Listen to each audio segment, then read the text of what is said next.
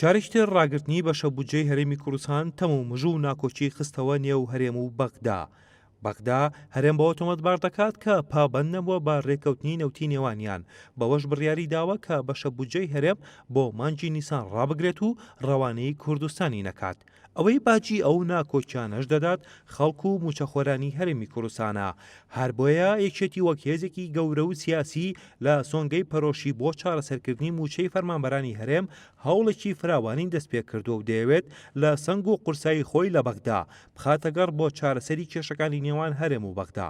یەکێتی نیشتیمانی کوردستان کە لە پشتی کورد پۆستی سەرۆکۆمار و وەزارەتێکی هەیە لە حکوومەتی ناوەند لای هێزە سیاسی عێراقیەکان بە شیعە و سوننەوە پێگەیشی بەهێزی هەیە.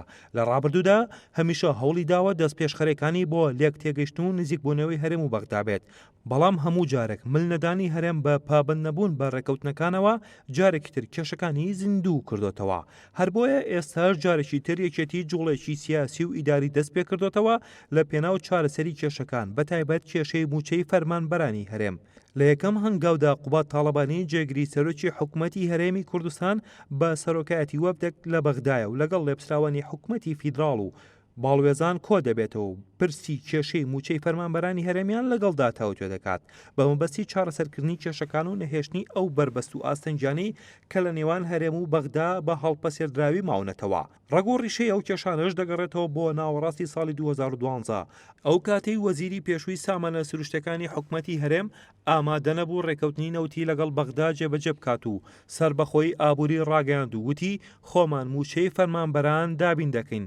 لە هەنگاوێکی تردا دکتۆر بەرهەم ساڵح سەرۆکۆماری عێراق لەگەڵ سەرۆکی لیژنەی دارایی پەرلەمانی عێراق و چەند ئەندامێکی تری لیژنەکە کۆبۆ و ڕایگەیاند نابێت بە هیچ پاساوێک ڕێگە بدرێت دەست بۆ مووچەی فەرمانبەران ببرێت. سەرۆکۆمار ڕاشیگەاند مووچەی هاوڵاتیانی هەرێمی کوردستان وەک سەرجەم هاوڵاتیانی تری عێراق ماپێکی دەستوریە و نابێت بەهۆی سەرهەڵدانی دەرهاویشتە سیاسەکانەوە دەستی بۆ ببرێت. پێویستە بە شێوەیەکی شەفافانە پرسی تەسویەی دارایی بەڕێوە بچێ و بەپێی دەستور و یاسای بودجە، بەڵام نابێ ئەوە ببێتە مای دواخستن یان بڕینی مووچەی فەرمانبەران. چاودێرانی سیاسی پێیان وایە کە سیاسەتە هەڵەکانی لێپسراوانی هەرێم لە ڕابردوودا بەرامبەر بەغدا بەتایبەت ئاشتی هەورامی بەهۆی ڕاگەیاندنی سیاسەتی سربەخۆی ئابووری و جێبەجێنەکردنی ڕێکەوتنەکانیان بۆ تەسلیمکردنی بڕی دیاریکراوی نەوت بە بەغدا ئەو دۆخەی هێناوەتە کایەوە کە ئێستا بەغدا متمانەی بە هەرێم نەمێنێ و کۆمەڵێک مەرجی تازە بخاتە سەر مێزی گفتوگۆ لەگەڵ هەرێم. لە سەردەمی کابینەی نۆی حکوومەتی هەرێمی کوردستان فەرمانبەران کە تا ئێستا بە یەک مووچەی ساڵی 2020 ئاشنا نەبوون لە چاوەڕوانی وەرگرتنی مووچەکانیان ماونەتەوە.